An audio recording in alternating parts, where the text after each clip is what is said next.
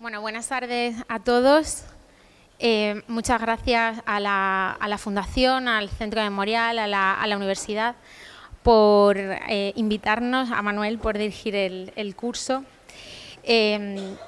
Como viene siendo habitual en los últimos años, la última mesa del curso la protagonizan víctimas del terrorismo. Es una mesa que se repite todos los años y sobre esto de la repetición de los testimonios habla en su último libro Emmanuel Carrère. Carrère es un escritor de no ficción, de referencia en Francia, que ha escrito cosas muy interesantes. Y lo último que ha escrito es un libro que se llama V13, Crónica Judicial, en el que cuenta una a una casi las sesiones a las que él ha asistido por el juicio por los atentados de Bataclan, o los atentados del 13 de noviembre de 2015 en París. Él cuenta en ese libro cómo cuando empieza el juicio, en septiembre de 2021, pues hay cientos de periodistas acreditados y piensan que va a ser el juicio del siglo, lo llaman en la prensa francesa. Y las primeras semanas del juicio, las 5 primeras semanas, se dedican a escuchar los testimonios de los supervivientes de los atentados del Stade de France, de luego los 5 cafés de París atacados y después de la sala Bataclan. Cuando va a empezar esas semanas de comparecencia de las víctimas, el presidente del tribunal les pide a los abogados, a las partes civiles, que por favor no se repitan relatos o partes de los relatos que van a contarle a las víctimas para que no sea aquello muy tedioso, ¿no? Y Carrère dice, o se pregunta, ¿qué quiere decir eso? ¿Qué quiere decir que no se repitan los relatos o algunos detalles? Porque es verdad que había cosas que se repetían en muchas de las historias que contaban en primera persona. Había mucha gente que estaba en las terrazas que contaba que al principio pensaban que los disparos no eran disparos, sino que eran petardos. Muchos contaban también que después se hizo un silencio de muerte. Otros contaban los detalles de la matanza en la sala Bataclan de la forma más descarnada que podían. Y decía Carrère, bueno, es cierto que todo eso se repetía en los testimonios. Y a la vez decía, en realidad no puede haber ni hay, de hecho, repeticiones, porque cada cual vivió esos instantes con su propia historia, con sus secuelas, con sus muertos, y lo cuenta con sus propias palabras. No son sucesos que se desgastan, sino voces que se manifiestan y todas suenan auténticas, porque todas tienen un acento de verdad, lo que él llama el acento de verdad. Y decía también, he leído, oído decir y a veces pensado que vivimos en una sociedad victimista, que mantiene una complaciente confusión entre el estatus de víctimas y el de héroes. Quizás sea así, pero una parte de las víctimas a las que escuchamos día a día me parecen héroes indudables, debido a la valentía que han necesitado para reconstruirse, a la manera en que viven esta experiencia, a la fortaleza del lazo que los une con los muertos y los vivos. Son enfáticas, se les transparenta el alma, se lo agradecemos, nos horrorizan, nos engrandecen. Y creo que todos los que asistimos a esa mesa o hemos asistido alguna vez, creo que podríamos afirmar o por lo menos estar de acuerdo en eso que escribe Carrère en ese libro, ¿no? Así que, bueno, creo que en nombre de todos solo podemos daros las gracias por aceptar la invitación a compartir vuestro testimonio en esta mesa. Blanca Calleja es la madre de Madi Álvarez Calleja, que fue víctima de un atentado en Yemen el 2 de julio de 2007. Fueron asesinados otros 6 turistas españoles y 2 guías locales. Marisol Pérez Urbano es la madre de Rodrigo Cabrero Pérez, que tenía 20 años cuando fue víctima de los atentados del 11M. Y José Manuel Sánchez Riera es el único superviviente del atentado contra los 8 miembros del CNI en Irak el 29 de noviembre de 2003. Vamos a hacer esa mesa en un formato en el que cada uno se sienta más cómodo. Así que empiezo con Blanca. Te voy a ir preguntando algunas cosas y tú nos cuentas lo que quieras, Blanca. Te voy a acercar ese micro. Creo que se escucha. Blanca, si tú tuvieras que contarnos quién era tu hija, cómo era ella, ¿qué nos contarías? ¿Qué nos dirías? Mi hija era vida, amor. Le gustaba todo, le gustaba la gente, le gustaba vivir. Quería a todo el mundo, no hacía diferencias. Y de vez en cuando sacaba la mala leche, eso también. Eso es herencia materna. Pero sí, era una persona muy querida. O sea, es que, ¿qué te puedo decir? Ella había tenido una vida súper aventurera, le encantaba viajar. Ella siempre ha sido, o sea, en mi casa le llamábamos la mochilera. Se había recorrido, o sea, ha estado en todos los continentes, salvo en Australia, salvo en África, quiero decir. Y de hecho, o sea, era algo que le quedaba pendiente, que quería hacer. Hizo un cursillo para ser cooperante en África y estaba esperando a que creciera su hermana pequeña porque quería llevarla con ella. Entonces, o sea, sí, era una persona, o sea, que sí, aventurera era, viajó desde muy pequeñita, o sea, su padre era uruguayo, entonces, o sea, desde pequeñas yo les he mandado a Uruguay, viajaban solas, o sea, tengo una hermana que vive en Francia, entonces ella con 8 añitos dijo que se iba donde su tía y llegó a París, o sea, al aeropuerto, hizo así, lo que es el aeropuerto de París, y como no le vio a su tía, o sea, mi hermana, con su marido y sus hijas, le vieron de que empezaba a correr para algún sitio y dicen, ¿a dónde va? Y dice, ella iba a la I, porque la I era información, entonces ella iba a la información a ver dónde estaba su tía.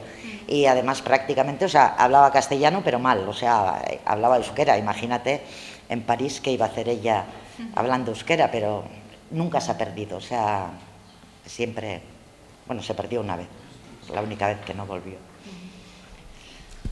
Participó en un programa muy conocido en la televisión autonómica vasca, sí. El Conquistador del Fin del Mundo. Sí, trabajó en el, bueno, participó en el Conquistador del Fin del Mundo, o sea, y de hecho eso hizo que cuando pasó lo del atentado, de donde tenían, de quien más fotos tenían eran de mi hija, o sea, yo recuerdo venir para Madrid, parar en un sitio a tomar algo y en las noticias, o sea, ver allí la foto de mi hija y en todas partes viendo la foto de mi hija, o sea, que era el ejemplo que ponían, o sea, pero sí, estaba en todas partes donde le llamaran, o sea. ¿Tú te acuerdas por qué decidió que quería ir a Yemen? ¿Te acuerdas cuándo empezó a organizar ese viaje? Ella, como he dicho, o sea, siempre ha sido muy viajera y le ha gustado conocer el mundo. Entonces, o sea, hizo un curso para ser guía y ese era su primer viaje como guía ayudante. Iban 2 guías, o sea, Sherry y ella. Entonces, el guía fijo, el de siempre, era Sherry, que iba a ir con ella para que ella aprendiese, conociese cómo hacer lo que tuviesen que hacer. Y luego él se volvía y se quedaba mi hija para los siguientes turistas que llegasen. Entonces, lo poco que yo sé de Yemen lo aprendí por mi hija, o sea, hablaba con un cariño, con unas ganas, con un esto de conocer Yemen, que increíbles, sí. Ahí comenzaba una nueva etapa de su vida. Ese julio de 2007 había un grupo de turistas, efectivamente, que regresan en un convoy de visitar el Templo de la Luna, están a unos 200 kilómetros de la capital de Yemen, y un coche bomba un coche suicida, perdón, los embiste a los todoterrenos centrales y 7 turistas españoles resultan muertos en ese atentado. ¿A ti cuál es la primera noticia que te llega de que ha ocurrido algo? Bueno, primero nos llamaron de la empresa que había habido un accidente. Luego empezamos a ver en la tele, o sea, que había habido un atentado, pero no sabíamos absolutamente nada de lo que había pasado, ni quién estaba vivo, ni quién estaba mal, ni nada. Entonces, como mi hija pequeña estaba con su noviete en casa, o sea, llamamos allí para que no pusieran la tele antes de para que no se enterase por fuera, y queríamos tener más noticias y saber qué es lo que ocurría. Luego nos llamaron y nos dijeron que Maggie estaba viva.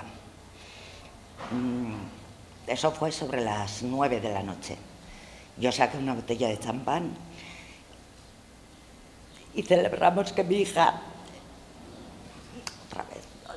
Bueno, celebramos que mi hija estaba viva. Me acosté con cargo de conciencia pensando que había unos cuantos muertos y yo estaba feliz porque mi hija había sobrevivido. Un momento.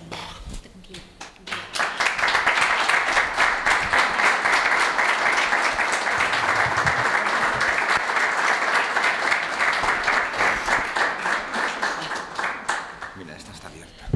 Vale. La mía. Bueno.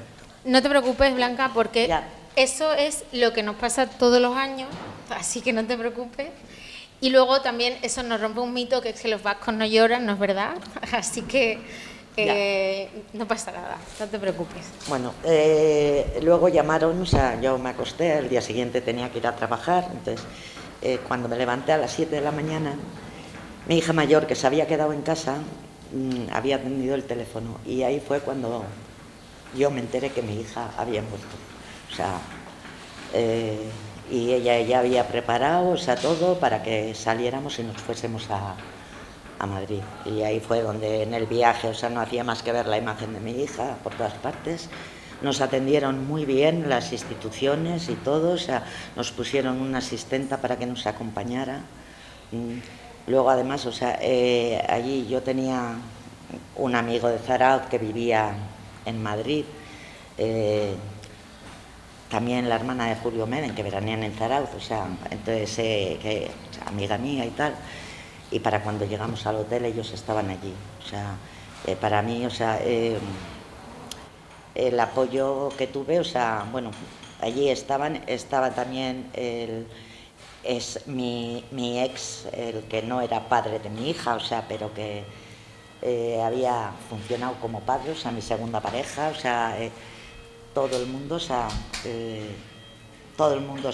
recibí el amparo de mucha gente, o sea, me sentí muy cubierta, incluida, o sea, de las instituciones, y eso que yo soy un poco... También los amigos de tu hija, que había viajado tanto que tenía amigos por todo el mundo y que también ellos te manifiestan su solidaridad, sí. Su duelo. A mí me llegó, o sea, en Irlanda le plantaron un árbol, me mandaron las fotos del árbol y de hecho me han vuelto a mandar, o sea, las fotos de cómo ha ido creciendo el árbol y demás. Luego unos amigos que organizaron una fiesta de malabares en París, o sea, que fue la gendarmería a disuadirles y al final se unieron al esto. Me mandaron un cuadro así, con fotos de mi hija, o sea, fotos chiquititas, en las que con todas esas fotos, o sea, aparece la foto de mi hija con la firma de sus amiguitos y de todo. Me llegaron cartas de Japón, de alguna amiga suya que no sabía lo que había pasado. Mira, de Australia no me llegó nada. De Estados Unidos, o sea, de todas partes, gente que la había conocido, me llegó. Y ya te digo, y luego las instituciones también se portaron muy bien. Su padre era uruguayo, entonces ella tenía familia uruguaya. Yo no hice un velatorio normal, o sea, yo no he bautizado a mis hijas, o sea, Entonces lo que hice fue incinerarle y hacer 3 tarritos. Uno para dejarlo, como llamaba mi tío, en la villa familiar, que es el panteón de la familia. Otro para echarlo al mar, que fuimos, y fue la despedida que le hicimos en Zarauz, o sea, que todo el mundo se abarrotó, la Cruz Roja, o sea, puso las barcas para que la gente fuera y tal. Entonces había un choco donde ella iba, su padre había muerto hacía un par de años, entonces había un choco donde ella iba a hablar con su padre para que se lo llevara al mar hasta la otra punta y allí, o sea, hicimos la despedida luego en el cementerio, la normal, de llevar los cestos, ahí le bailaron la gurra, o sea, el saludo, agurra es el saludo en vasco, un baile, sus hermanas, o sea, y de hecho hubo gente que me dijo, ¿y le puedo rezar? Y digo, claro que le puedes rezar, o sea, porque cada cual se despide a su manera, o sea, yo no pongo trabas a nadie, o sea, ni impongo mis condiciones, ni quiero que me impongan las de los demás. No sé si lo más difícil en realidad viene después, ¿no? Cuando uno tiene que convivir con la pérdida. El día a día, sí. Bueno, fue lo más angustioso, así, una sensación muy desesperante es el tiempo, o sea, las horas que estás sin saber lo que ha pasado.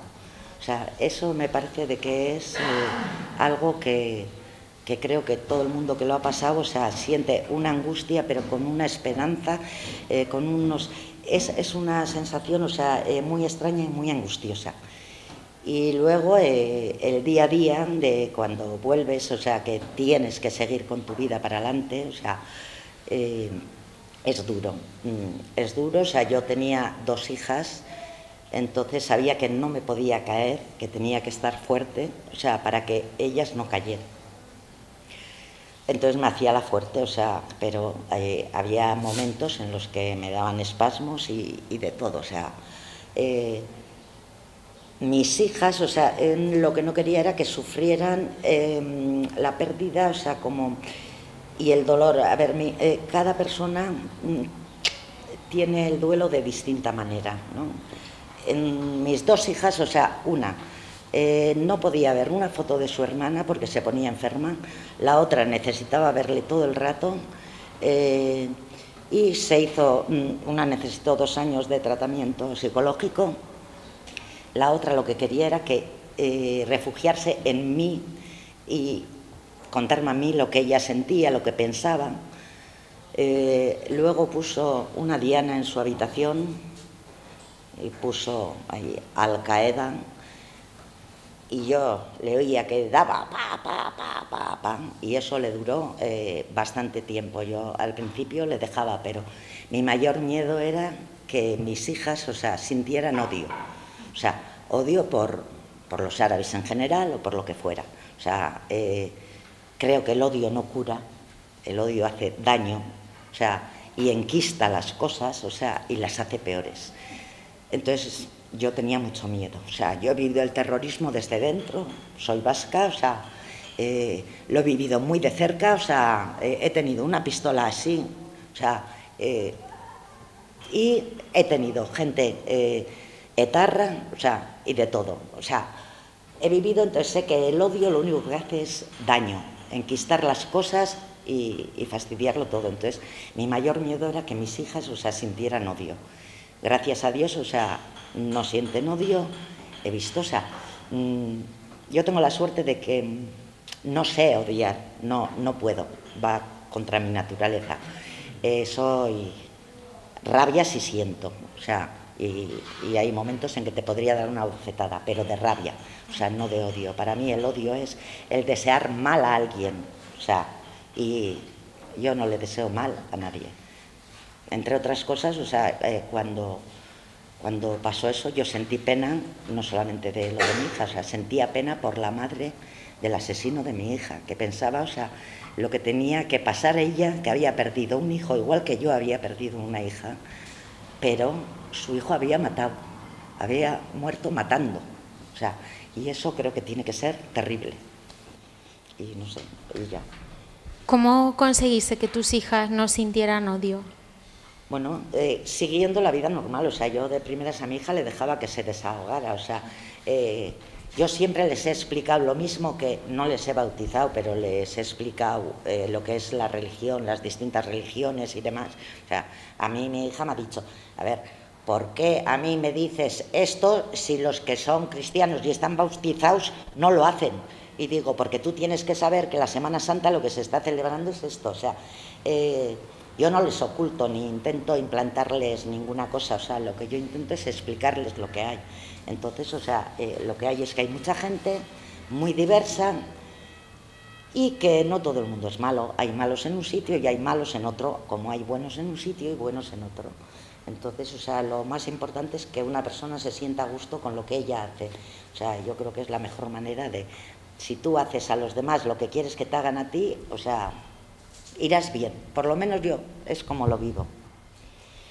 En 2010, el Ministerio de Defensa de Yemen anunció que el ideólogo del atentado en el que habían matado a tu hija se había entregado.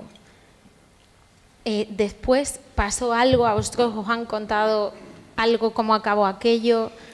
No, y si te digo la verdad, o sea, nunca me ha preocupado. Me han mandado, o sea, me hicieron, también sé que hicieron una película, o sea, sobre ello, que me dijeron que era una película bastante mala, o sea, que hablaban de una tal María, pero que en realidad, o sea, el que había visto, dice, creo que en vez de María se refieren más a Maya, a mi hija, o sea, pero bueno, no he visto, o sea, también me llegó el aviso de que el ideólogo se había entregado y todo eso, o sea, digo, pues bueno, recibirá su castigo y Santas Pascuas, o sea, yo no puedo hacer nada, o sea, él ha cometido un crimen, pues bueno, tendrá un castigo, ni sé qué castigo, o sea, a mí eso no me ha hecho ni sentirme más en paz, ni mejor, ni recuperar a mi hija, o sea, él tendrá que pagar las consecuencias de lo que ha hecho, o sea, como si uno roba peras, tendrá que pagar por haber robado las peras.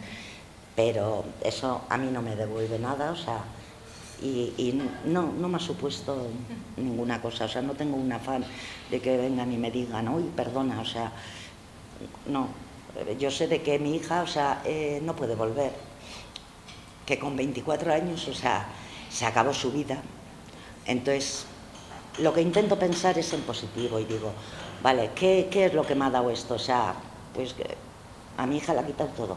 A mí, que no ha podido ni siquiera defraudar. O sea, no le han dado la oportunidad, o sea, se ha muerto joven, es como una Marilyn Monroe toda la vida, o sea, va a seguir siendo, o sea, joven. Yo la recuerdo de cuando era así, así, así, así. Y no más allí. A veces me imagino cómo sería. Y ya, pero eso solo me imagino. ¿Qué le vas a contar a tus nietos? Mis nietos saben, o sea, en mi casa está muy presente, saben que tienen ahí a su tía Maggie, o sea, que murió, que ya no está, o sea, como no están otras personas de la familia que también han muerto, aunque sean en distintas circunstancias, hoy por hoy, o sea, mi nieto mayor tiene 11 y la pequeña 1 año, entonces, o sea, no, el día que ellos pregunten se les contará cómo ha sido, o sea, la verdad. Yo creo que con la verdad puedes ir a cualquier sitio. Otra cosa es que la gente la quiera escuchar o no, pero el día que ellos estén preparados, o sea, preguntarán algo más. Mil gracias, Blanca. De nada. Gracias.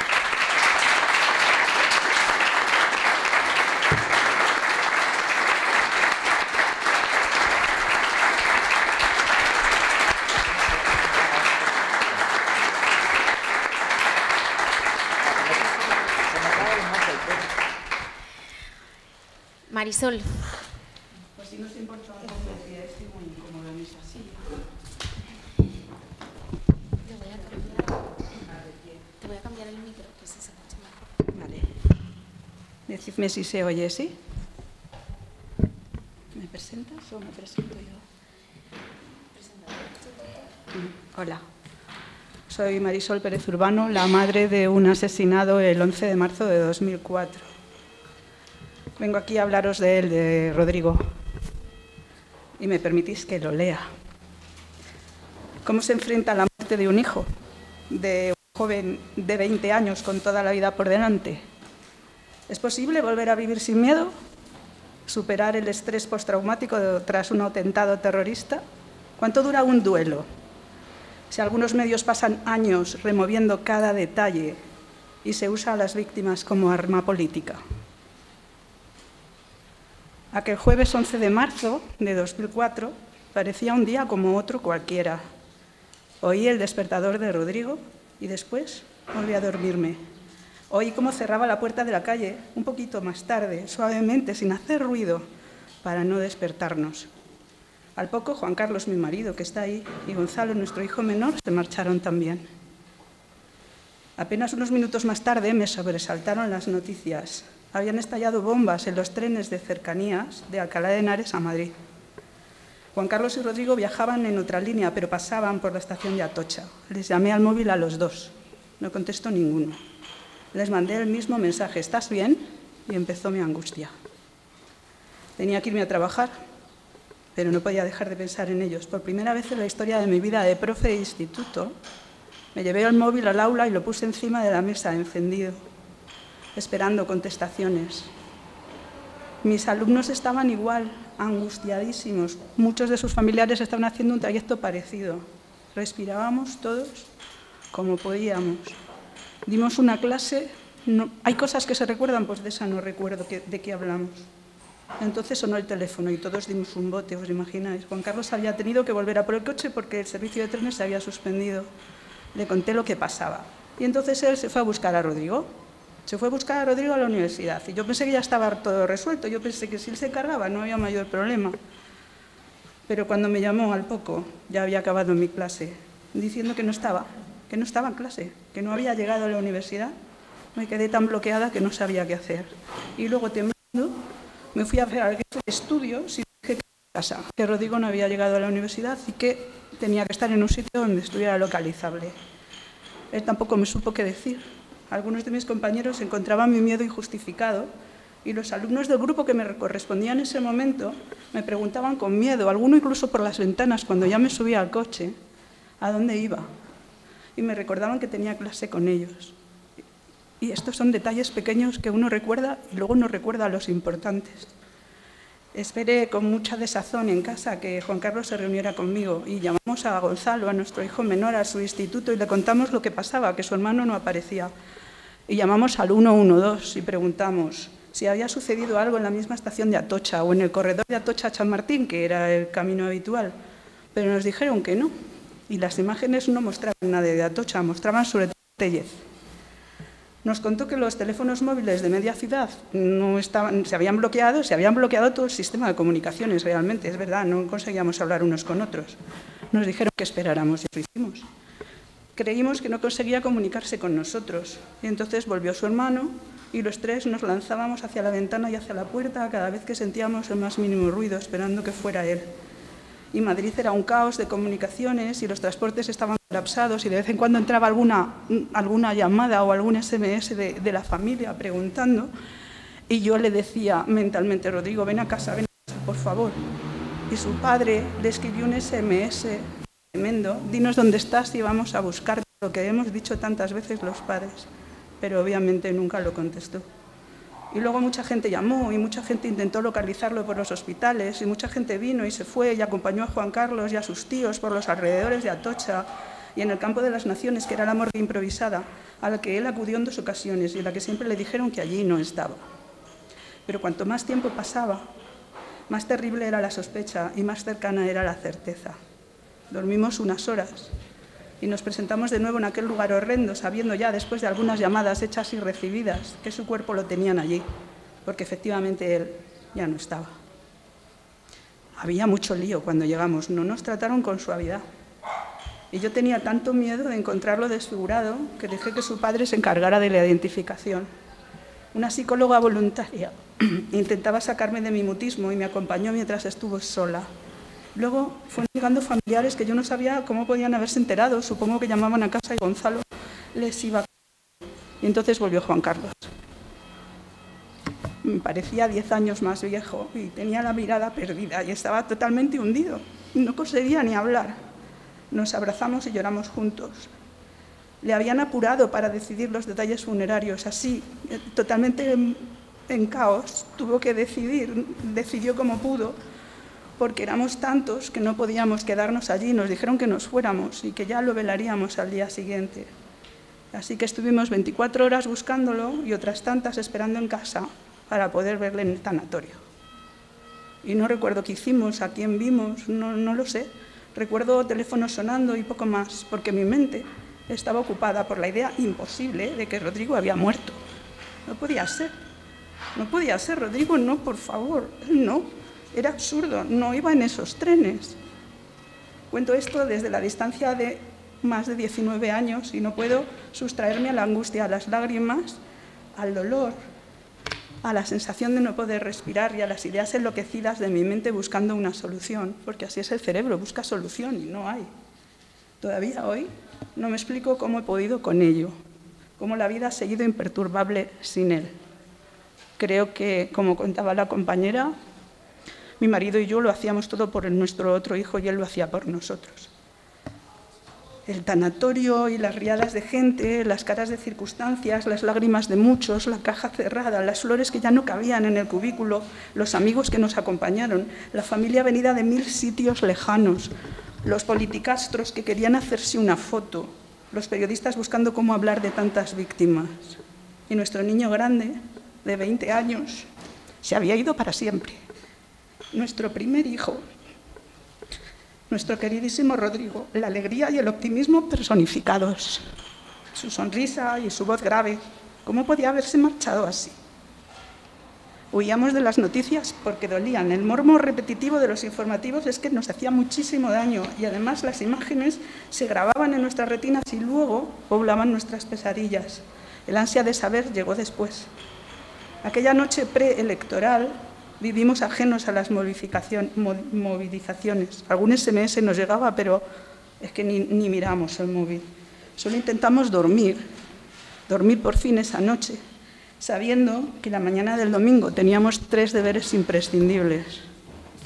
Votar para que se fueran aquellos canallas que nos habían metido en una guerra porque a ellos les venía bien. Recoger las cenizas de nuestro hijo en el tanatorio. Y tercero, ir a recuperar sus objetos personales, los que pudieran tener en el IFEMA. Acababan de abrir el colegio electoral cuando depositamos nuestros votos, juntos los 3, apretando los labios para no llorar, comprobando que el nombre de Rodrigo estaba allí entre su hermano y su padre en las listas. No había nadie conocido, no nos derrumbamos, ninguno supo lo que estábamos pasando, ni siquiera parecíamos emocionados al subir al coche. Pero cuando lo hicimos, el asiento de Rodrigo, el de detrás del conductor, estaba demasiado vacío y no pudimos evitar el llanto. Volvíamos a ser tantos recogiendo las urnas en el cementerio de la Almudena que no había salas disponibles para hacerlo en la intimidad. Y nos dieron la de nuestro hijo haciendo cola en un mostrador, eso sí, con muchas disculpas y condolencias. Era verde oscura, con una placa de color acero con su nombre y las fechas pertinentes. Yo asentía, daba las gracias y leía los datos que estaban correctos, sin terminar de asumirlo. Una fecha tan bonita y una fecha tan terrible.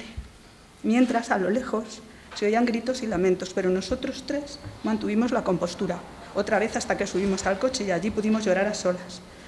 Entonces, otra vez, fuimos a recoger sus cosas de nuevo al Parque de las Naciones. Juan Carlos conducía, esta vez muy despacio, y el trayecto se le hacía dificilísimo. Yo iba abrazando la urna, como si a través de ella pudiera hacer llegar a Rodrigo nuestra pena, nuestro amor y los besos y abrazos que se nos quedaron pendientes.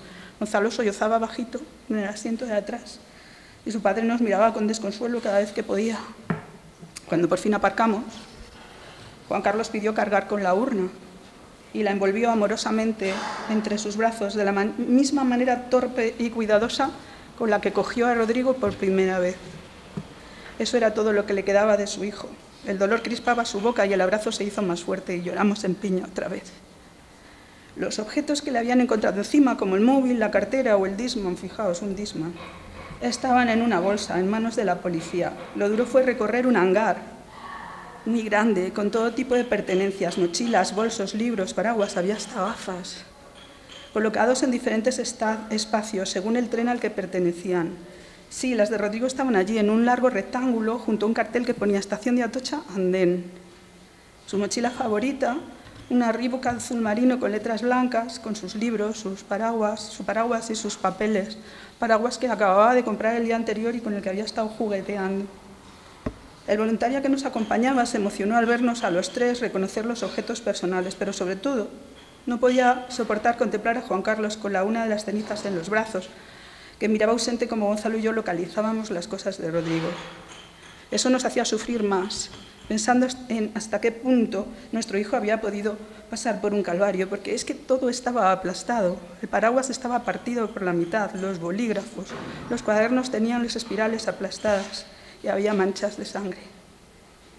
Pasamos el resto del domingo en casa. Las cenizas de Rodrigo, en su habitación, con el último regalo de su novia, no conseguían llenar su ausencia, no era llevarlo con nosotros de nuevo, ya no estaba. Pero los amigos y familiares llegaron las horas de compañía hasta que al día siguiente dejamos sus cenizas en la Almudena. Más de 100 amigos y amigas de Rodrigo estuvieron allí para decirle adiós, no lo olvidaremos nunca.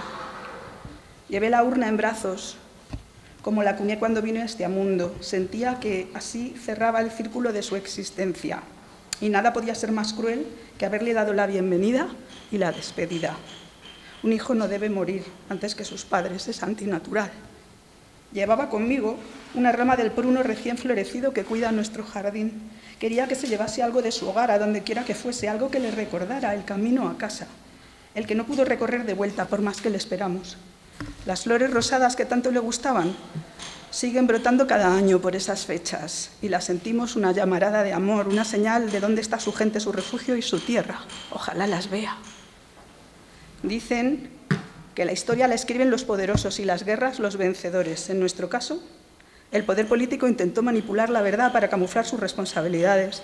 Sus medios de comunicación fueron insistentes durante años y aunque no pudieron torcer esa verdad como habían pretendido, mancillaron sin compasión nuestro dolor y nuestro derecho al recuerdo. Todavía hoy, restos de sus teorías conspirativas ensucian con sombras de duda la memoria colectiva.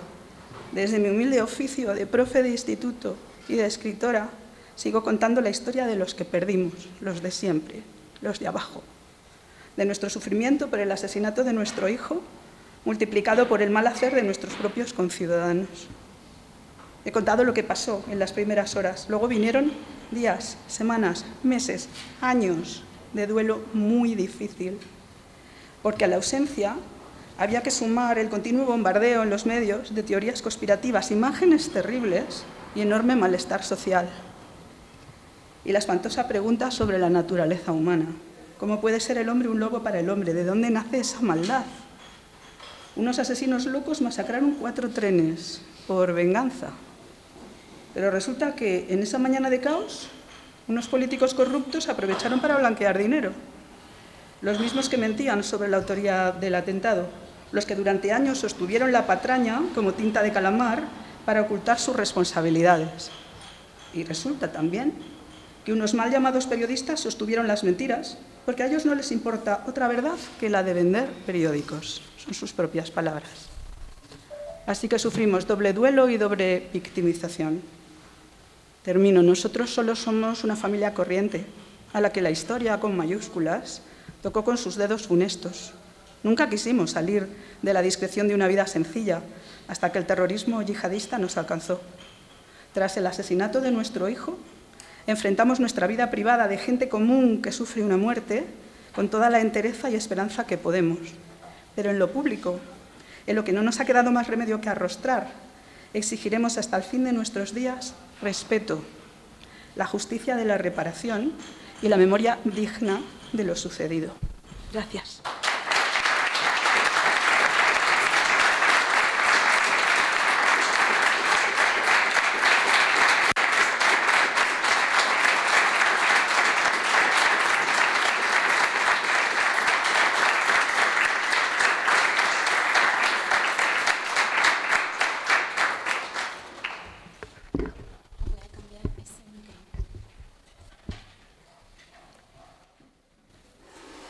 Marisol, yo quería preguntarte por el duelo y por la escritura.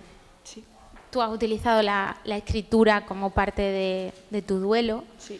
¿Nos podrías contar cómo lo has hecho? A ver, sobrellevar el duelo, un duelo tan traumático que de pronto está y de pronto no está, necesita ayuda. Así que encontré grupos de personas dolientes, de todas clases, no éramos todos de atentados terroristas, había duelo por enfermedad, por accidente de tráfico, por violencia machista, por suicidio. Y contarnos las cosas unos a otros nos ayudaba, porque nos ayudaba a sacarlo. Entonces nos escribíamos en foros y tal, y yo llegó un momento en que ya me hartaba de repetir siempre lo mismo, así que abrí una bitácora. Y yo lo tenía contado en la bitácora, y entonces enlazaba a la gente ahí a la bitácora. Y mucha gente me entraba y me comentaba cosas luego, ¿no? Opinaba o me contaba situaciones parecidas. He tenido una bitácora, sigue existiendo esa bitácora, en la que le escribía a Rodrigo. En segunda persona: hola, ¿cómo estás? ¿Ha pasado esto, aquello? Te echo de menos. Y luego abrí otra bitácora en la que iba apuntando los problemas políticos y la presión tremenda, a veces tremenda, de los medios. Y con esas dos bitácoras escribí un libro que salió en 2019, justo en el aniversario 15. A mí escribir me ha servido de terapia. Con los alumnos he usado la escritura como terapia. A veces no hace falta ni siquiera pensar que estás escribiendo, simplemente dejas que fluya lo que en ese momento te pasa por la cabeza. Yo como lingüista no, lo de dejar que fluya no. Luego lo repaso mucho, pero me perdonaréis que haya leído y que no lo haya hablado directamente, porque es que me molesta de pronto que me falte el adjetivo que yo quiero. Que me falte justo la idea más importante. Sí, me ha servido. Lo recomiendo. Es una terapia. Has hablado en tu testimonio de ese día, de ese 11 de marzo en el que tú te vas del instituto y tus alumnos te reclaman diciendo: pero ¿dónde vas? No, que tenemos clase. Lo que no nos has contado es qué pasó cuando volviste al instituto. Bueno, primero, a muchos no los volví a ver. Realmente estaban todos aterrorizados. Yo estuve de baja un tiempo y tengo que contar que fueron encantadores. Yo me encontraba mensajes en el buzón de mi casa, pero no llamaban a la puerta. Sé que, porque me lo contaron vecinos que rastrearon el barrio hasta que dieron con mi casa. Que claro, ninguno de mis compañeros les quiso decir mi dirección. Y me encontraba florecitas y tarjetitas. Y cuando volví, pues me recibieron con flores, obviamente, ¿no? Pero llorábamos por los pasillos, era muy difícil, porque había más gente implicada. O sea, de Getafe no éramos muchos, pero hay 6 víctimas en Getafe y bastantes heridos. Fue difícil. ¿Que hubiese juicio a ti te sirvió, te reparó como víctima? Bueno, esa es la justicia platónica, ¿no? Sí, por lo menos que haya una reparación. Sí sirve. Es verdad que hay muchas cosas que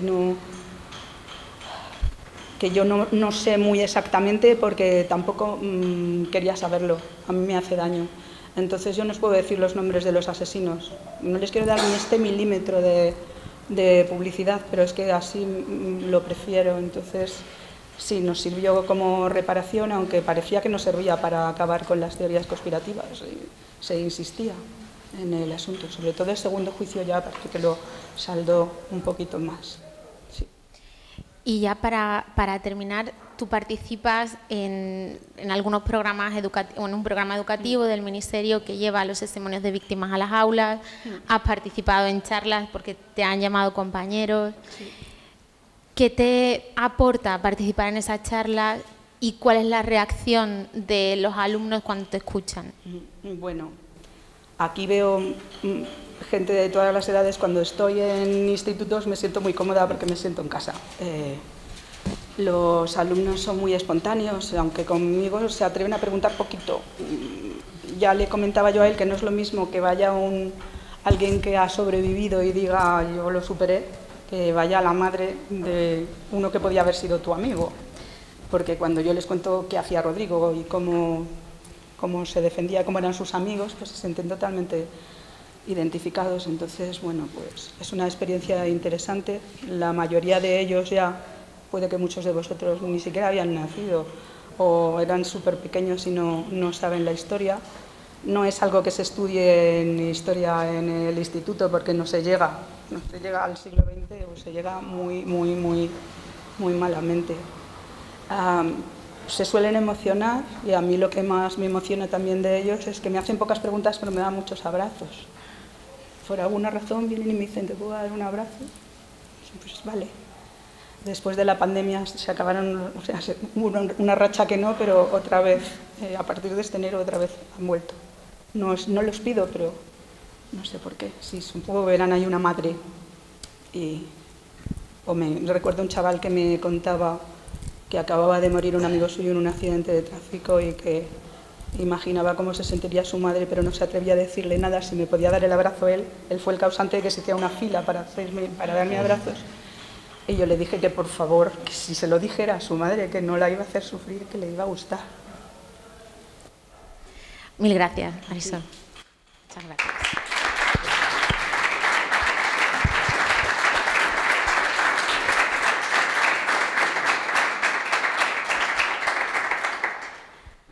José Manuel, tú también vas a centros escolares, también participas en ese programa compartiendo testimonio, pero no te dan abrazos. No.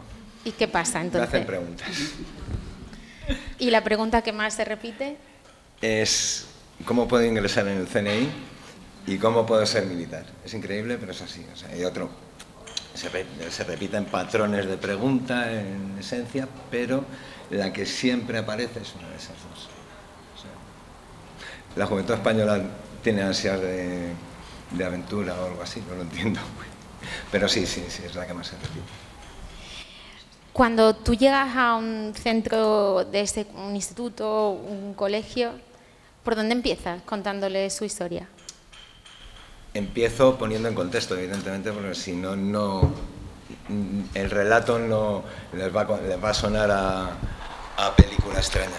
Ay, vale. Y voy a empezar.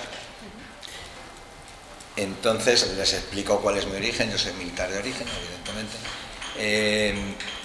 Ingresé en el Centro Nacional de Inteligencia en el año 1992 y pues estuve trabajando en tareas de comunicaciones hasta el año 2003. En el año 2003, después de la invasión de Irak y en el periodo de posguerra, pues el gobierno español decidió el envío de un contingente de tropas a Irak.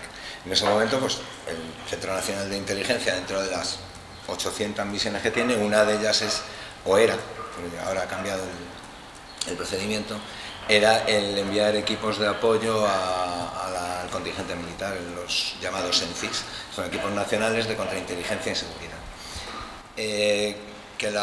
Por resumir, bueno, tienes muchas tareas, pero básicamente a través de la información de la zona y de los colaboradores que tienes en zona, a través de esa información lo que tienes que evitar es amenazas hacia el contingente militar para que puedan realizar la misión que tienen en las mejores condiciones posibles. Eso es básicamente la misión del ENCIS. Entonces, una vez puesto en contexto, hubo un primer equipo, dos primeros equipos, uno desplazado a Diguanilla, que nosotros teníamos dos destacamentos, no dos destacamentos, un destacamento en Nayaf y la base principal de la brigada Plus Ultra, que estaba en Diguanilla. Entonces, en cada uno de esos destacamentos, con fuerza militar, había un equipo en CIS con 2 personas. El primero se desplegó en julio y ya en julio, en un proceso selectivo, pues se determinó las personas que en diciembre íbamos a relevarles. Voy a ir rápido porque si no nos comemos una hora. Después del periodo, pues llegamos a noviembre y en noviembre nosotros tenemos como somos unos psicópatas del orden y la organización, solemos, antes de integrarnos o de asumir un destino, pues lo que hacemos es un viaje previo que nos sirve para entrar en eficacia en el momento que estemos destinados en el lugar. Entonces, El día 26 llegamos a Kuwait, hicimos el viaje con nuestros compañeros que ya estaban allí, otros 2 equipos que íbamos a reemplazarles, y entonces pues, hicimos el viaje y durante 3 días estuvimos en las tareas propias del Centro Nacional de Inteligencia en misiones en el exterior, que no os voy a contar. El tercer día ya habíamos quedado, pero tampoco teníamos una comunicación muy fluida entre los equipos, evidentemente por motivos de seguridad. Habíamos quedado en que teníamos que realizar un viaje a Bagdad y nada, el día anterior quedamos en un punto de la carretera. Nosotros estamos, las bases nuestras estaban en el sur del país, no en el sur sino en el sudoeste aproximadamente del país, y pues nada, el viaje hacia Bagdad lo hicimos sin ninguna incidencia, porque bien, llegamos a Bagdad. Nos presentamos a la autoridad de la coalición, hicimos unas tareas que teníamos que hacer en la embajada y pues después de comer comimos con nuestros compañeros que estaban en la terminal de Bagdad. La terminal es la oficina nuestra, fuera. En la oficina de Bagdad, y después de comer emprendimos el regreso. Yo había hablado además con mi mujer esa mañana, porque los americanos tienen un sistema muy bueno, que es desde donde hay un teléfono puedes llamar al mundo entero. Entonces ya aproveché y ya les estuve explicando un poquillo dónde estábamos, básicamente, y que por la tarde pronto íbamos a volver. Emprendimos el viaje a unos 60, unos 50 kilómetros. Había una localidad bastante grande, Mamudilla se llama, donde había un cuello de botella. Evidentemente es una situación de posguerra, hay controles militares, de policía. Entonces la vía principal la tenían cortada y entonces teníamos que desviarnos por el interior de la población esta. Entonces, cruzamos, tardamos una media hora aproximadamente en cruzar, y sobre las 3 de la tarde, esto ya me lo han contado después, yo no tengo noción del tiempo de lo que duró, no duró, hasta las 6 de la tarde, desde ese momento yo no sé cuánto tiempo pasó ni nada.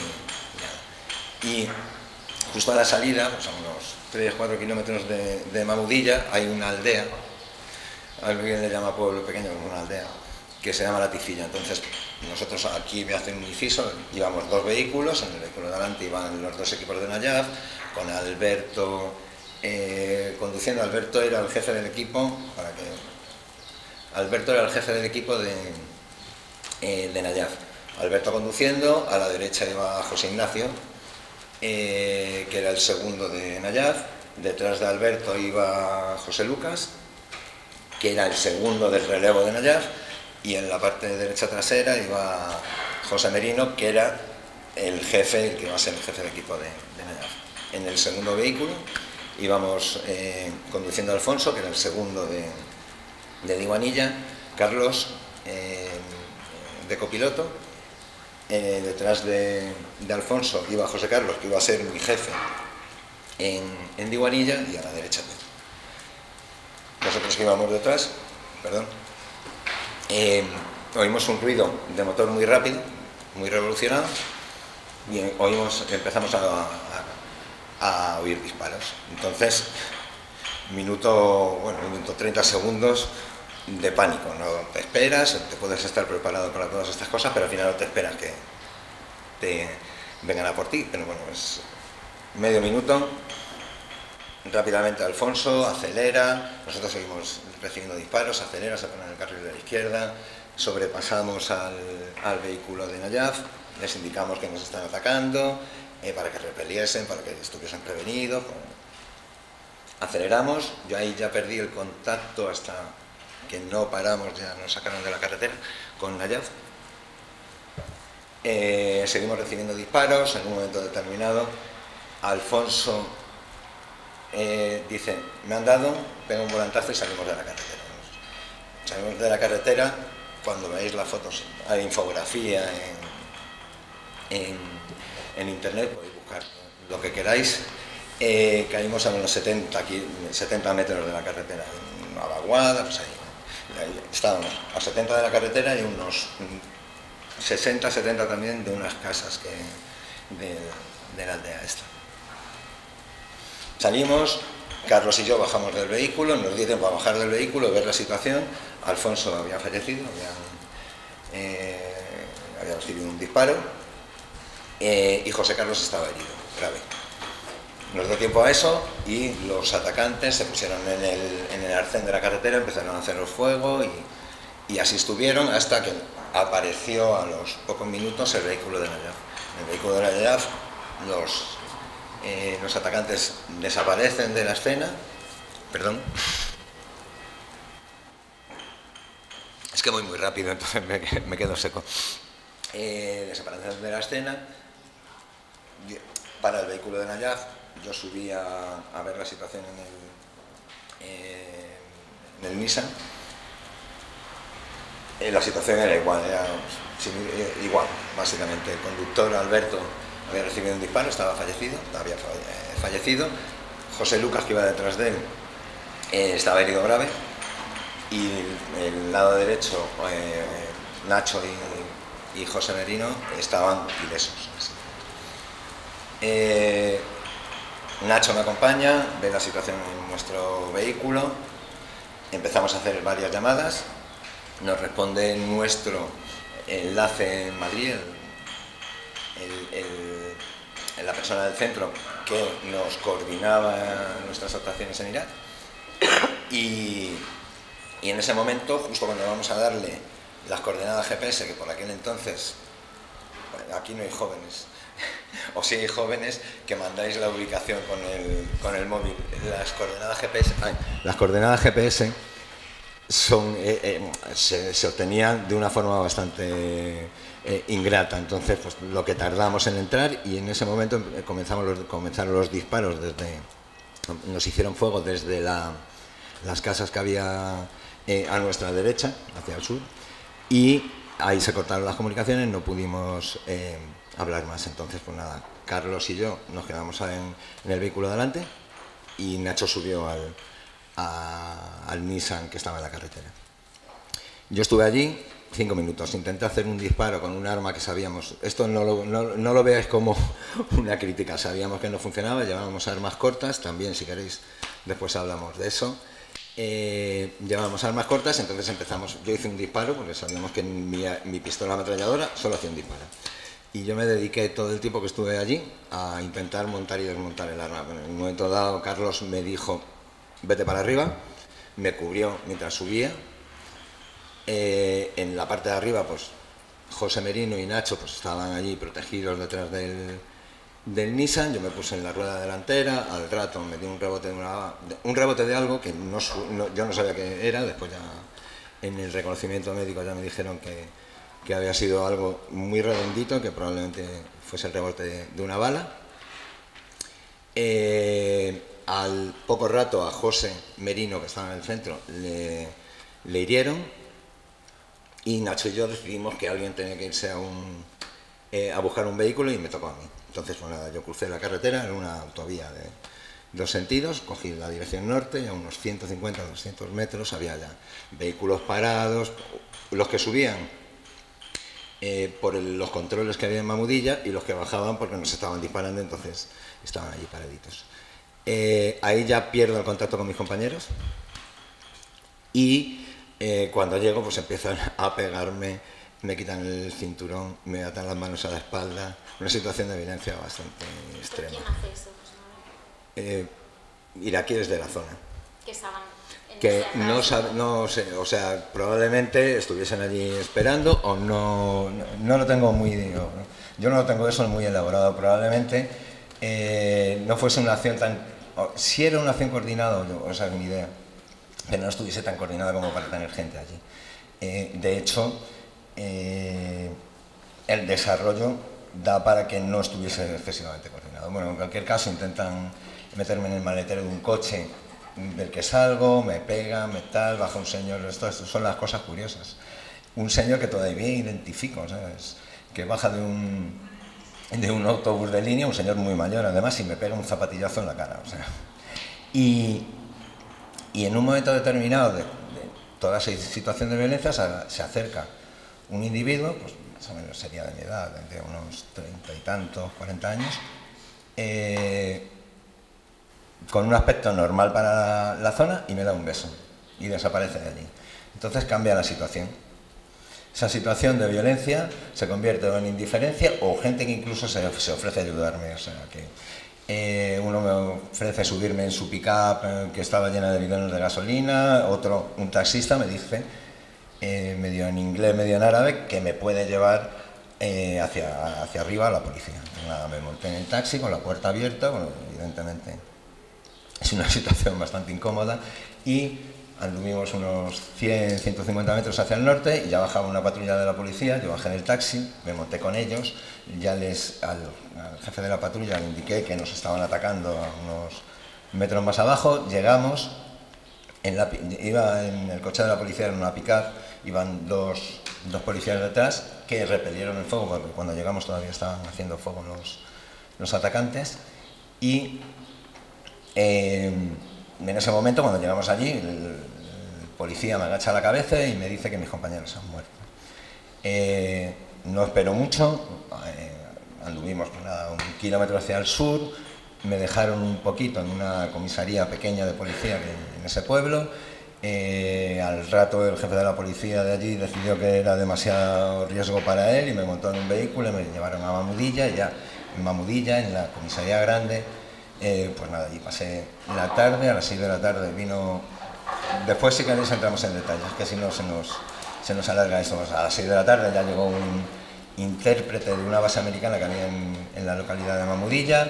Ya me dijeron ya me dijo él, que ya se sabía que había pasado más o menos, que iba a haber una patrulla una patrulla americana, evidentemente, que venía a recogerme en algún momento de la tarde, y sobre las 8:30 apareció la patrulla que había ido a recoger los cuerpos de mis compañeros, me recogió y me llevaron a la base americana. Pues ya a la base americana, pues reconocimiento médico, informe de inteligencia, pude hablar con un oficial de enlace español en la división polaca, que era de quien dependía nuestra brigada, y pues nada, al poco rato me di cuenta de que tenía familia, y entonces al jefe de la base le dijo: oye, ¿tienes un teléfono que puedes llamar a España? Ya llamé a España, llamé a mi mujer, y yo lo que le dije, porque no sabía evidentemente qué es lo que sabía o dejaba de saber, le dije: no sé lo que sabes, hemos sufrido un atentado y estoy vivo. Entonces en ese momento, pues nada, ella me dijo: no, ya sé todo, tal. Ese es el momento en que yo me puse a llorar, que fue de lo poquito que lloré yo en todo el trayecto. Y nada, pues en ese momento ya me tranquilicé, pasé la noche en la base americana. Al día siguiente montaron un convoy con los cuerpos y conmigo. Me llevaron al aeropuerto de Bagdad, que allí ya estaba esperándome nuestros compañeros del centro en Bagdad. Estaba toda la plana mayor de la embajada, que en aquel entonces eran 12 geos y un encargado de negocios, o sea, no había nadie más. Pero bueno, en cualquier caso estaban allí, ya me montaron en un Hércules de la Fuerza Aérea Española, me llevaron a Kuwait, en Kuwait avión de presidencia, llegada a Madrid. En Madrid, pues nada, recibimiento a mis compañeros fallecidos, un acto que hubo. Yo estuve en el avión, llegué a Madrid y salí del avión 2 horas y media después. 2 amigos que vinieron a recogerme, que me decían: nos han dicho que te llevemos al hospital militar. Digo, me decían: ¿dónde quieres ir? Digo, ya a mi casa. Llévame a mi casa y ya veremos después. Llegamos a casa, vi a mi mujer, vi a mis 3 hijos, ellos encantados de la vida. Ellos se enteraron ese día, o sea, se enteraron, mi mujer no, pero los chicos se enteraron por la mañana en televisión. Y nada, posteriormente, pues nada, hospital militar, 5 días en el hospital militar, allí en control psiquiátrico, básicamente. Todos mis problemas han sido psiquiátricos y psicológicos. De ahí estuve 1 mes de baja a trabajar hasta el año 2014, que solicité pasar un reconocimiento médico por incapacidad. Había momentos, todo este proceso es un proceso complicadillo. Entonces hay momentos muy buenos y momentos terribles. Entonces los momentos terribles mejor no vivirlos.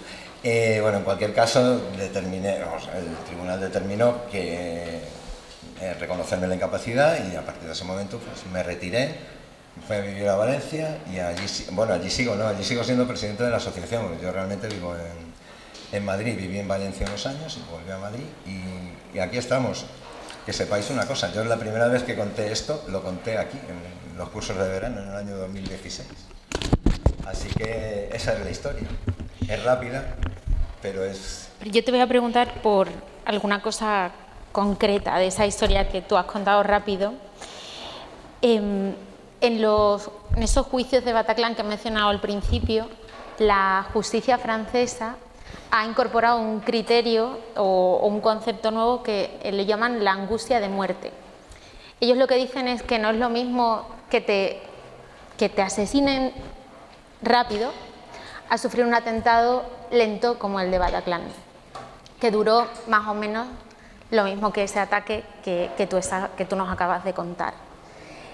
Esa angustia de muerte, ¿tú cómo la recuerdas? Es que yo no tuve, es una sensación muy extraña durante la media hora esa, o media hora o lo que fuese. No tienes sensación de absolutamente nada, tienes ganas de que acabe, o sea, sabes cuál va a ser el posible final. Es más, estás casi deseando porque evidentemente las circunstancias daban para que si no me matasen, me secuestrasen y me matasen después. O sea, las circunstancias, la cabeza te funciona de otra forma. O sea, no hay una angustia, la angustia de muerte te viene después, cuando estás tranquilo y desaparece la adrenalina de tu cuerpo, es cuando te pega un bajón y entonces es cuando, de hecho, es más, hay una cosa muy curiosa, yo desde que llegué a la base americana tenía la sensación de que yo no iba a salir vivo de Irak. O sea, es la sensación que tenía, no es el después. Pero ya después, o sea, imagínate, serían las 9 o las 10 de la noche. Y yo esa... Pero en el momento reaccionas ante no, en el momento o sea, es el modo supervivencia, básicamente. O sea, él estaba haciendo su trabajo. Bataclan estaba...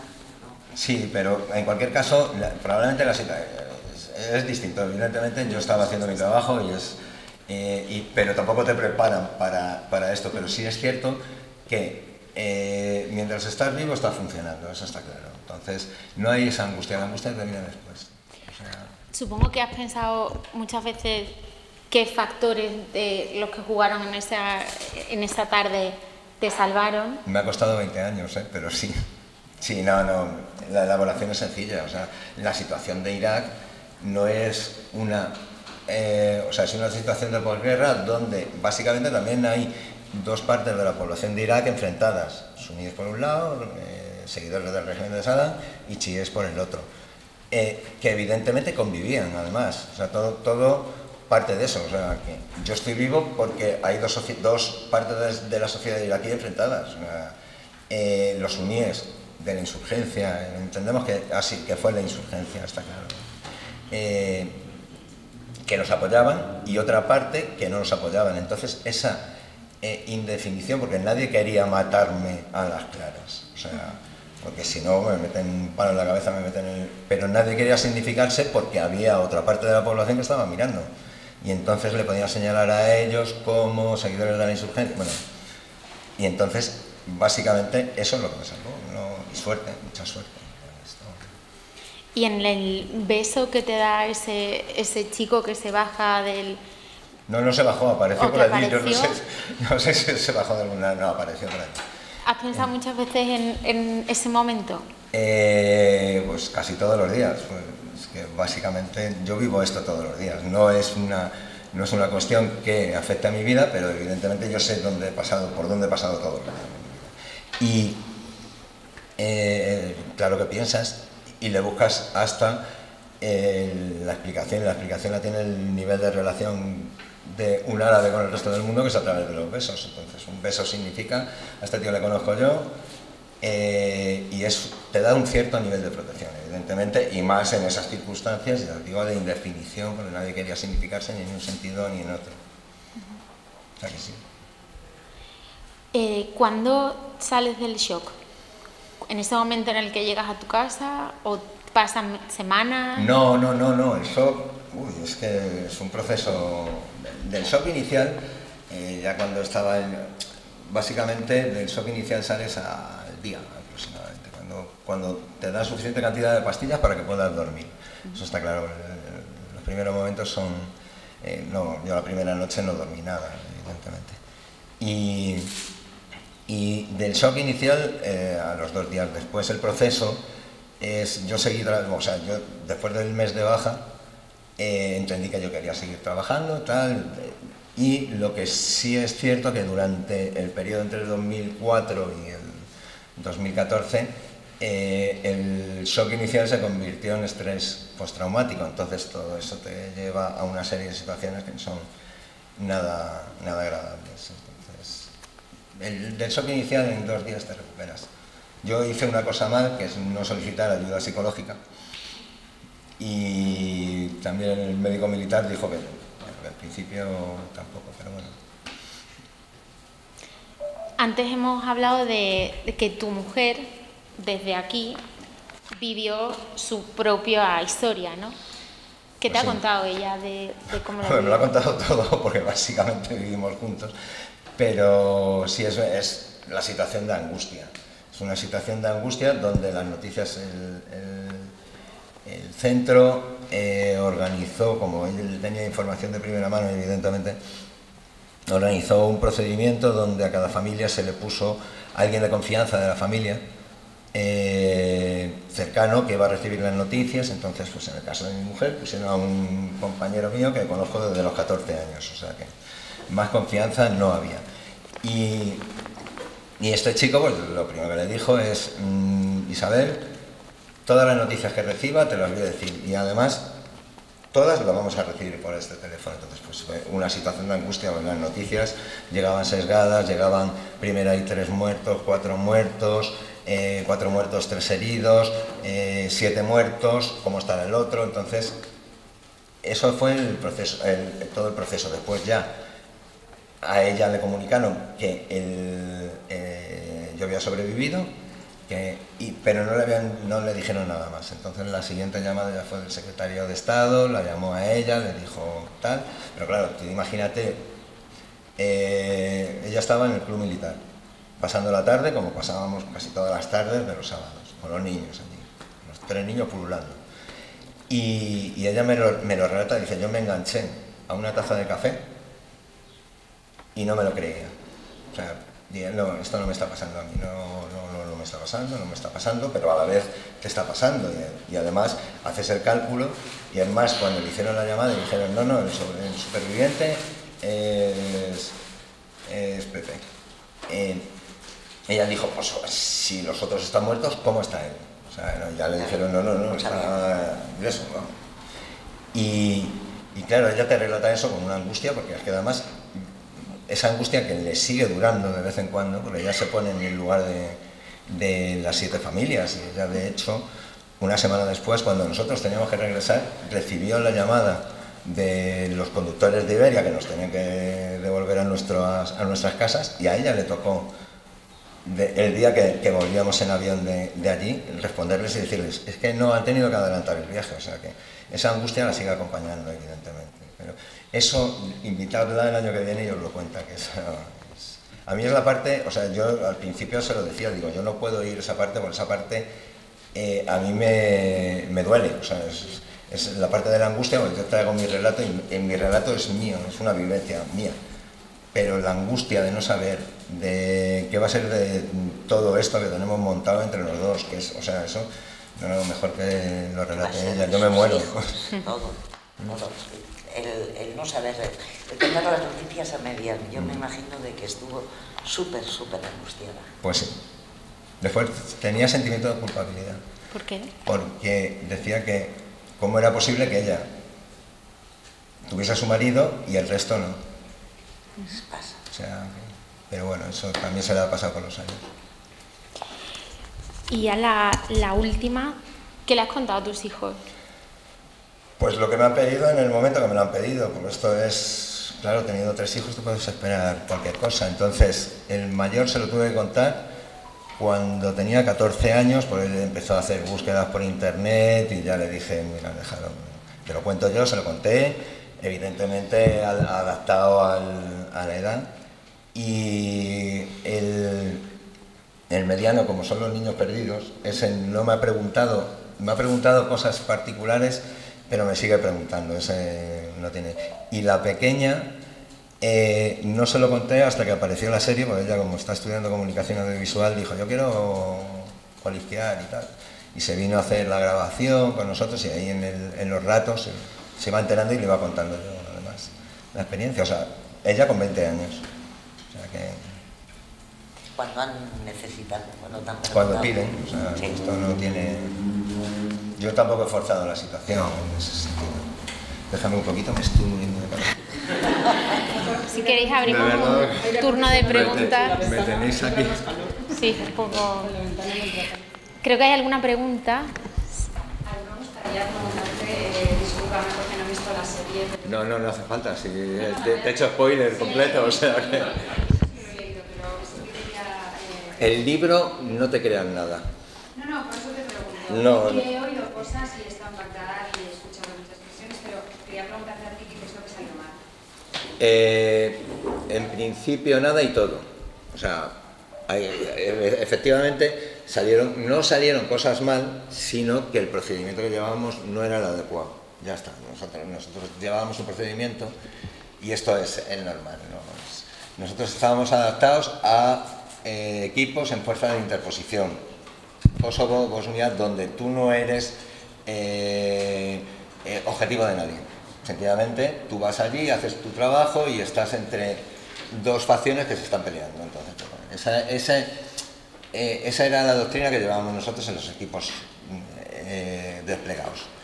¿Qué falló allí? Pues básicamente que cuando vas a una zona de conflicto con una insurgencia que tiene armas de guerra, tienes que ir en condiciones. Eso, pero que eran cosas que ya se estaban adaptando. Lo que pasa es que poner un blindado en Bagdad no es comprarte un coche en Méndez Álvaro, de verdad. O sea, es muy complicado ya. Cuando me dicen, ¿y por qué no llevamos armas largas? Porque no somos fuerza combatiente y sí las llevábamos en nuestra zona de actuación. Pero fuera nos iba a generar un problema, porque nosotros vamos de paisanos, no somos militares en ejercicio, o sea, no estamos vestidos de militar, hacemos funciones civiles. Entonces todas esas cosas que se han ido corrigiendo con los años y las misiones. O sea, no os creáis que esa fue la última misión del CNI, no ha sido. Más, ha habido muchas más y muchas más, mucho más peligrosas. O sea, en cuestión de ataques hemos tenido más y nadie se ha dado, o sea, y no ha habido esta carnicería, básicamente. Pero porque los procedimientos, y eso también es una cosa muy de la administración española, son los que son y se van adecuando a las circunstancias. A nosotros nos pilló en unas circunstancias que evidentemente no eran las mejores. ¿Se corrigieron? Sí. Entonces, salir mal, todo y nada. Todo porque nos tocó y nada porque se estaban tomando por ejemplo, todo el funcionamiento posterior de las misiones en el exterior nuestras estaba escrito allí ya. O sea, se estaban haciendo, por ejemplo, en Iguanilla ya había un modo de funcionamiento distinto. Lo que pasa es que ese viaje tenemos que hacerlo. O sea, y tampoco os creáis que estábamos de vacaciones. Nosotros en octubre de ese año ya asesinaron a nuestro compañero José Antonio Bernal en la puerta de su casa. Y era un ataque directo contra el CNI, no era un ataque contra España ni contra nadie, no, era un ataque directo contra el CNI. Y entonces ya nosotros cuando llegamos allí ya sabíamos que éramos objetivo de lo que fuese. O sea, básicamente del Mujabarat, del servicio iraquí. Entonces no os creáis que no íbamos con todas las medidas de seguridad que debíamos llevar. ¿Pero os habían estado siguiendo? No, es que eso es otro mundo. Nadie nos siguió. Hay dos corrientes de opinión, una que fuimos objetivo de oportunidad y otra que hubo una delación por parte de un intérprete. ¿Qué más da? O sea, básicamente da igual. Incluso ya con los años, yo al intérprete, si me lo pones en el minuto 2 delante, le meto 6 tiros en la cabeza, cosa que después me hubiese arrepentido probablemente. Ahora justifico porque evidentemente las medidas de presión, estamos hablando de un servicio de inteligencia que si no hace lo que quieren te matan, ya está. Entonces, si te fuerzan a, tú que tienes familia y que sabemos dónde está tu familia, si te fuerzan a contar que lo que hace la gente con la que trabajas, vas y lo cuentas. O sea, que es que no es... es hasta justificable. Por a mí me hace lo mismo, yo lo haría. O sea, por encima de todo está la familia. Entonces, esas son las dos corrientes. Seguirnos como tal no hace falta. Si es que también hay que ver la situación de Irak en aquella época. Más preguntas. ¿Contestada? Está contestada ya, ¿no? Sí, me ha encantado como lo has contado, la verdad que... Gracias. Mi pregunta va para las 3 víctimas y es que ¿qué cambiaríais vosotros de las instituciones al completo? Quiero decir, tanto en el ámbito policial como los jueces, también lo mediático. ¿Qué cambiaréis vosotros para que no sufrierais tanto la victimización? Creo que es bastante importante que se hiciera voz de esto. Gracias. Empieza tú. Yo aquí respondo para... Yo poco tendría que cambiar, o sea, porque mi hija para los medios no es importante, es importante para mí. Entonces, o sea, fue en el momento, o sea, que apareció su imagen, esto y aquello, pero no están recordando, no se le está utilizando a mi hija para nada. O sea, así como hay otros atentados que sí se utilizan políticamente. O sea, ¿qué cambiarías? La política. O sea, sin más. Pero yo no me siento atacada, o sea, por el caso de mi hija. O sea, no... ¿No sientes que haya habido una mala actuación policial o, no sé, que alguien como víctima se te haya tratado mal, entre comillas? A mí me han tratado muy bien. Algo que me llegó a mí fue, son españoles y después tuvieron el atentado. Fue poco después de la famosa foto de los 3, el inglés, el español y el estadounidense. Más no te puedo decir. Y el portugués se ha liberado, mira, matando a Naciones Unidas. Bueno, no puede arreglar el mundo, obviamente. Yo me pregunto qué hacíamos en Irak, con pocos medios, por qué no aprendieron de lo que pasó en Irak. Yo me pregunto por qué los medios antiterroristas en España estaban más preparados para ETA que para atentados yihadistas y ya tenían noticias de todos los servicios secretos de que podía haber un atentado. Es verdad que después del 11 de marzo eso ha evolucionado y ha cambiado y hay ya incluido esto que estamos teniendo ahora, pero ahí nos pilló, ¿vale? Obviamente habría que cambiar tantísimas cosas que no sé ni por dónde empezar. Me habéis oído contar que un atentado gigantesco como este pues provoca que las fuerzas de seguridad y que los medios de asistencia no dan abasto. Y no nos trataron con cariño, o sea, porque estaban desbordados, absolutamente desbordados. No me meto con ellos, es que estaban desbordados. Los voluntarios que nos ayudaban eran eso, voluntarios. O sea, de pronto llaman al colegio psicólogos y mandan a psicólogos y los pobres es que tenían más cara de susto que yo. Casi hablaría usted de recursos humanos, falta de recursos claro, humanos. Claro, creo que todo eso ha evolucionado y ha mejorado, pero en aquel momento es terrorífico. Y entonces todos están hablando de lo terrible que es esperar, pues imagínate esperar 24 horas. Yo sí te voy a decir de que a mí, yo no puedo decir eso, a mí me trataron con mucho cariño, eran pocas víctimas españolas, o sea, vinieron a verme el Felipe y la Sofía porque no estaba Juan Carlos, o sea, a darme el pésamo personalmente y demás. O sea, el primer ministro, iba a decir, ya no sé ni cómo hablo, el ministro de no sé qué, hombre, de hecho a mí, o sea, a Sofía y a la que era entonces vicepresidenta, que era una también muy flaca, casi les invito a comer a mi casa porque digo, pobrecitas que no comen.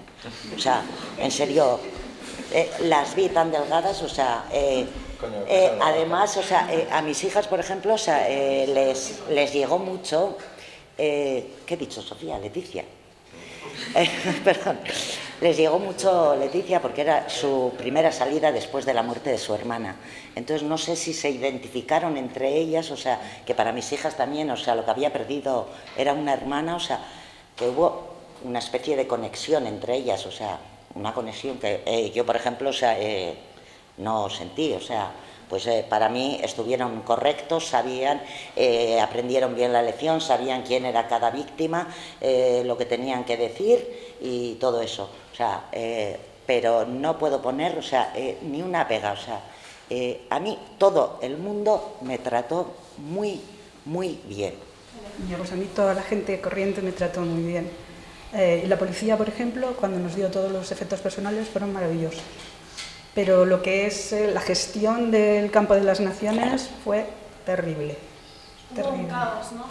Fue terrible, además era angustioso porque iban citando los nombres por los altavoces, estabas oyendo los nombres de los muertos por los altavoces, ¿vale? Estabas viendo como unas familias lloraban y otras decían bien porque se había salvado. Eso no se puede hacer, ¿vale? O sea, es que yo tengo ese estrés postraumático. En mi familia siempre estamos agobiados sobre qué va a pasar lo siguiente. Se nos enciende una esta de alarma a la mínima. No lo terminamos de superar, eso va a estar para siempre. Yo sí entiendo, o sea, su angustia y su... lo entiendo perfectamente porque fue lo que yo sentí, esa angustia que sientes hasta que no sabes qué ha ocurrido, o sea, en la otra parte del mundo, ¿entiendes? Entonces, ellos que están allí presentes, o sea, que pueden ir, venir, pero hasta aquí, de aquí no puedes pasar y no te pueden decir, me imagino, de que es algo, o sea... Y no quiero ni hablar de los que no se identificaban todavía y tardaron unos días en hacer pruebas de ADN. Vale, precioso. Respecto a la justicia, juicios, etcétera, pues es lo que siempre ser una cantidad enorme de gente, no caber en las salas de los juicios.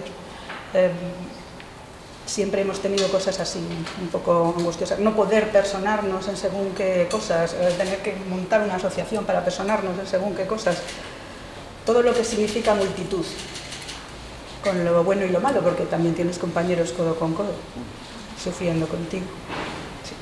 No puedo arreglar más el mundo, cambiaría muchas cosas, pero bueno, un poquito más de sensibilidad para los periodistas. Recuerdo una ocasión en que había algo, yo creo que el monumento de Atocha, por cierto, es bastante chapucerillo, y nos pusieron unos sitios para sentarnos y de pronto éramos como carne de foto durante media hora, teníamos todos los fotógrafos allí y nosotros aquí sentados y yo ya no sabía dónde meterme, estuve por levantarme y marcharme.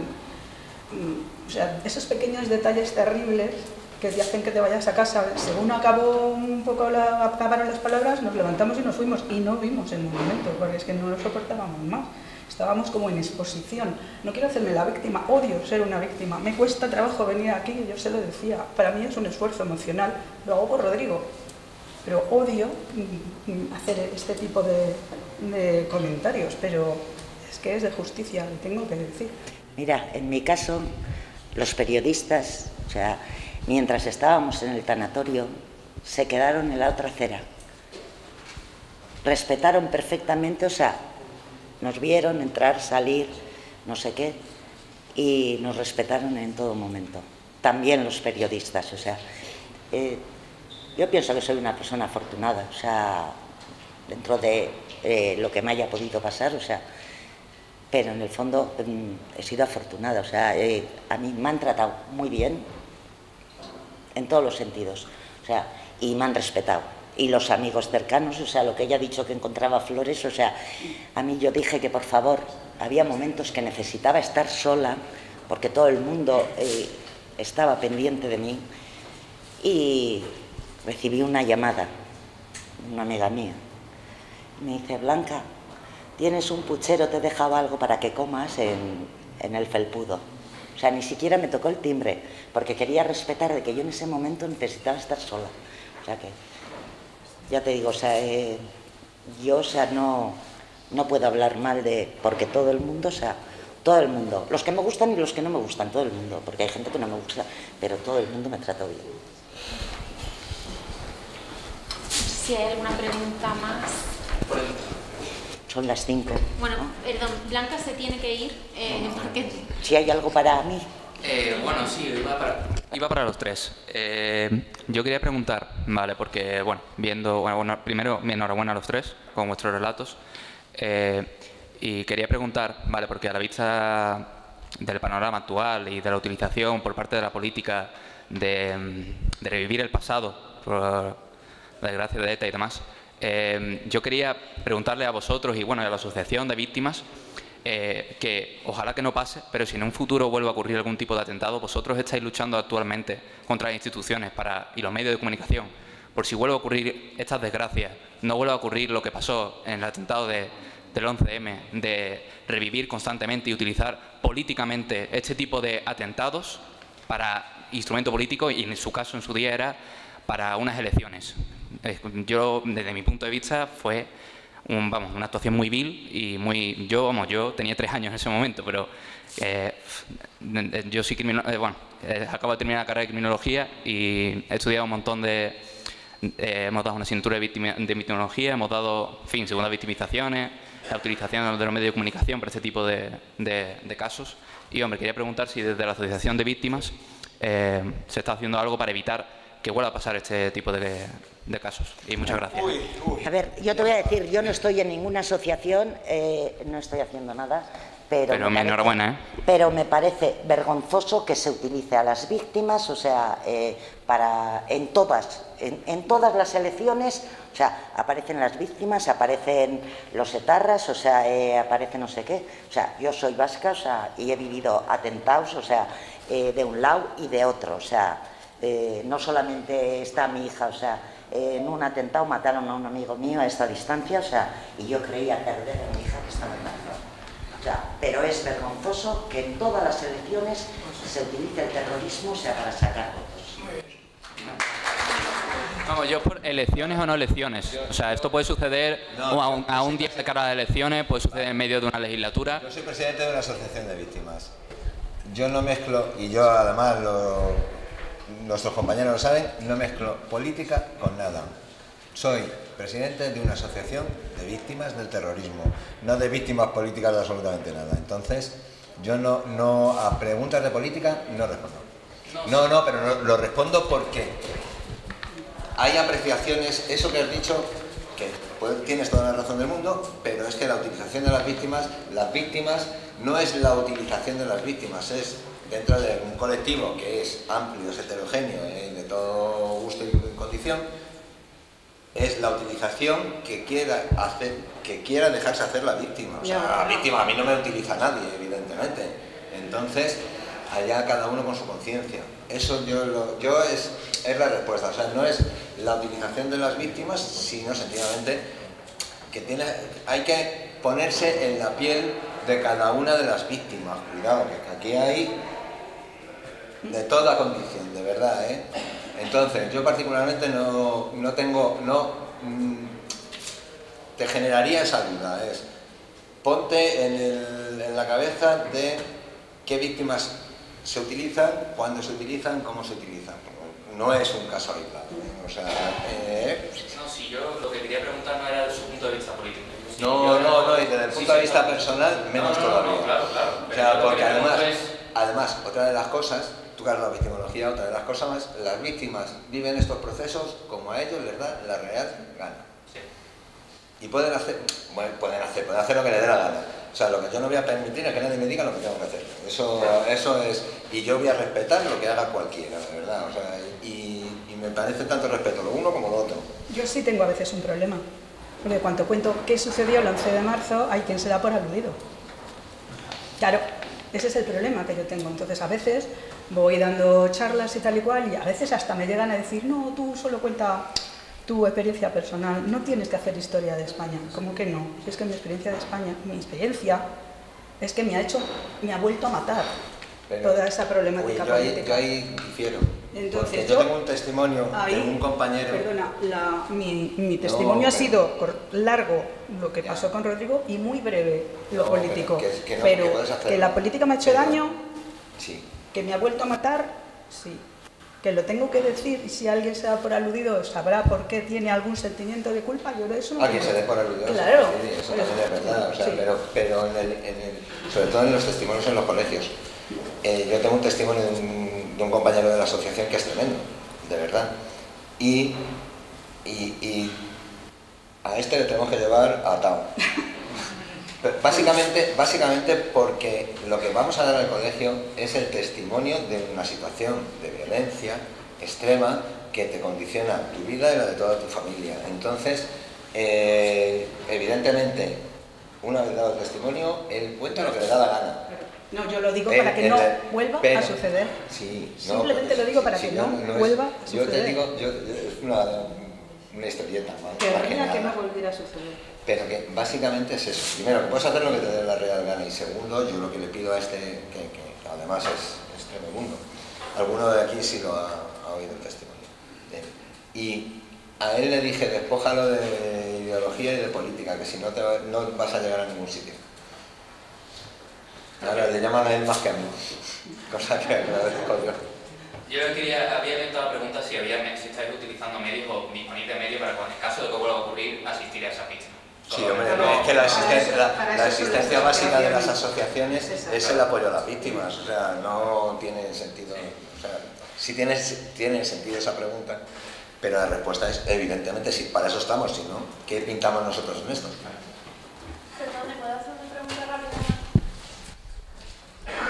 Perdón. Sí, para que me escuchen los de atrás. Perdone, era para preguntarle si usted ha sufrido algún tipo de... es que he buscado el nombre, pero se me ha olvidado. El estrés de ser el único...